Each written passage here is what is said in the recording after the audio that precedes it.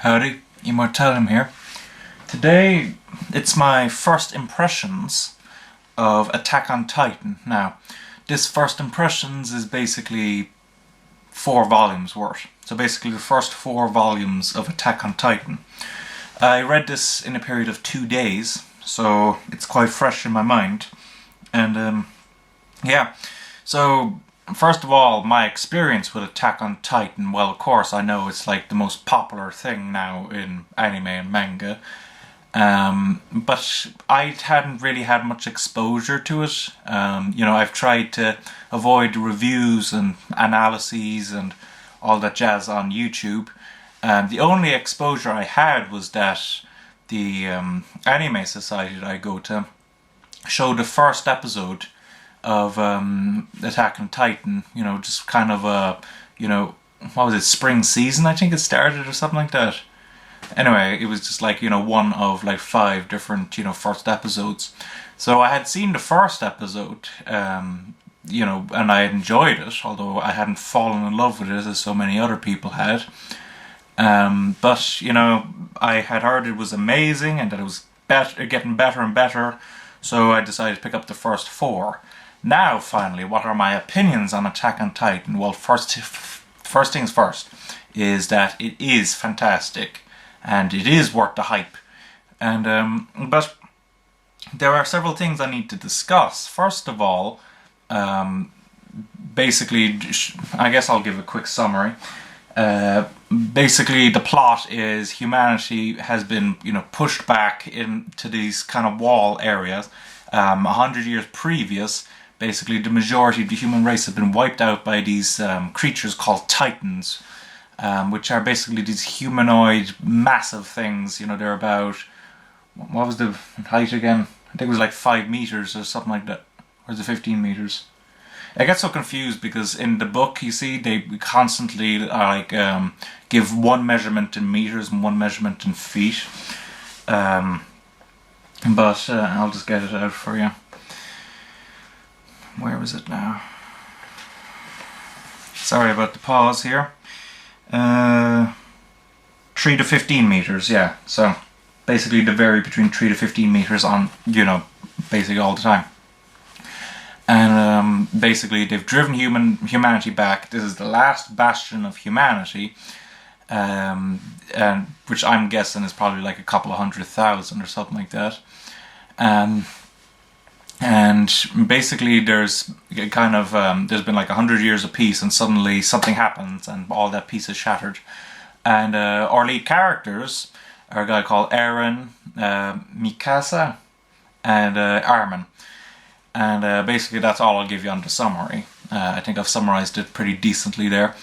The other thing to talk about is that this series reminds me quite heavily of 2 other series that I absolutely love. Now, this isn't manga or anime series now. The series I'm comparing them to, is Battlestar Galactica and Game of Thrones for 2 reasons. And that is, first of all, it is so utterly dark.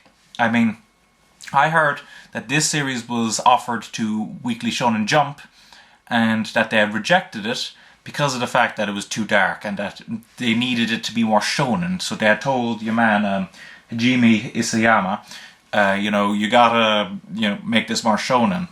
And he was saying, no, that's gonna ruin it, so he took it to someone else.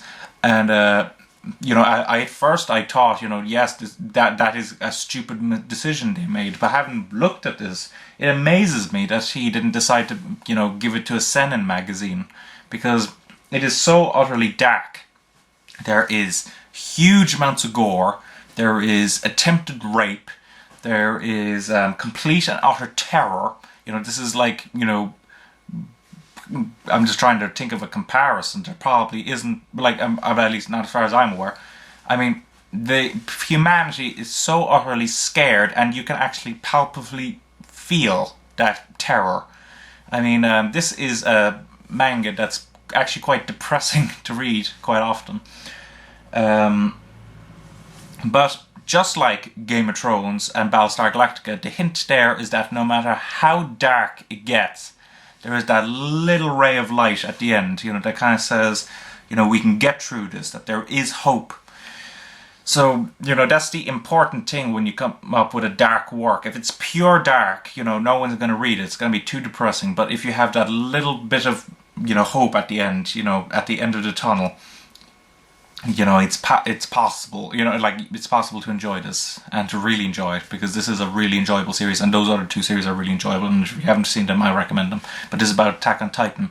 And the second point that it reminds me of those series is the amount of plot twists. Basically, this is a series that is, you cannot predict basically how this series comes out. Like, I mean, having watched the first episode of the anime, I've had like several theories, of course, on how the series could have progressed, and it wasn't any of them when I actually started reading this, and it quite surprised me, because usually I'm quite good at predicting stuff. But I mean, the events in this like just completely threw me off, and not only that, but it threw me off constantly. I mean, I'd come up with theories, and then all of a sudden something would happen that I hadn't even thought of.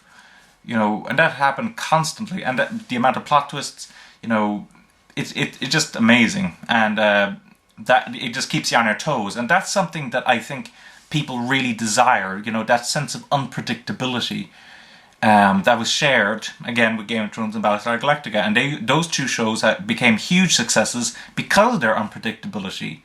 I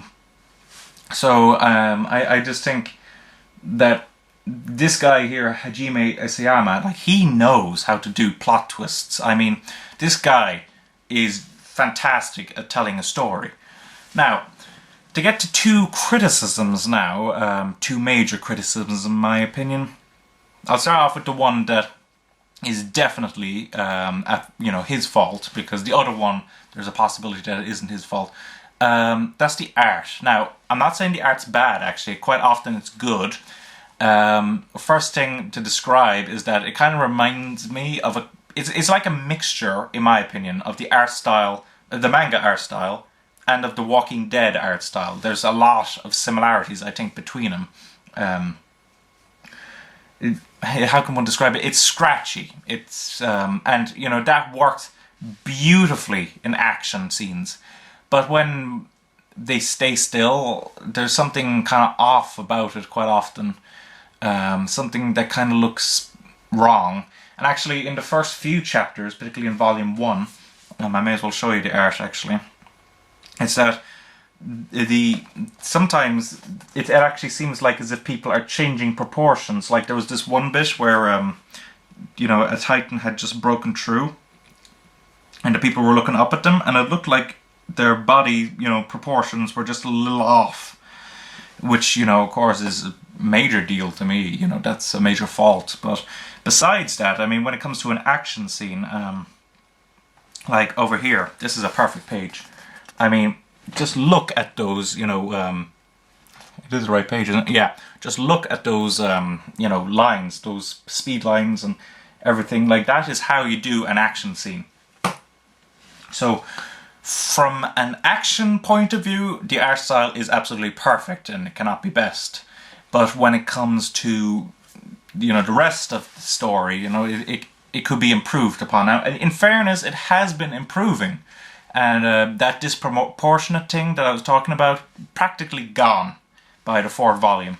So basically the only issue is the scratchy lines look a bit off when it comes to, them standing around talking, So that is a criticism of it. And second criticism. Now this is something that I don't think it's necessarily the mangaka's fault. You see, having read Bakuman, I'm quite familiar with how manga magazines work in Japan. Basically, you have these chapters, and they basically people rank them each week. Basically, they send in these the rankings. You send in your vote. What was your favorite chapters and all that. And then the ones that aren't popular, the series, particularly if it's at the beginning, they get canned. So, there's a massive pressure to kind of make action-packed, first few chapters just to get the people going, and then once that's done, you can take your time, you can start having some less popular chapters, and you can still keep going. So that is a flaw, and basically you can see this because, okay, first 3 volumes, these first 3 volumes, all action-packed. I mean, basically, you know, there is not a chapter, I would say, where, you know, there isn't, you know, massive amount of, you know, Titan killing, you know, people getting killed, you know, huge amount. But the problem with that is that you're only really the 3 lead characters, as I said before, that would be Eren, Mikasa and Armin, get any character development. Now in fairness, their character development is actually extremely good, further showing his talent as a writer. But you have all these characters around them dying, and you're kind of thinking, you know, who are they? You know, it's just basically like they're being thrown in to, you know, have the Titans devour them and slaughter them and to show off the devastation. It isn't until volume 4 that we get to see more character development. Another thing, actually, I'd better point out just before I start talking about this, is that he's not afraid to move time. Like, actually, basically, first chapter, we get, you know, the year, you know, 845. You know, next chapter, or is it next chapter? No, I think it's the 3rd chapter, actually. 850. We've moved on 5 years. After those 3 volumes, we move back 3 years.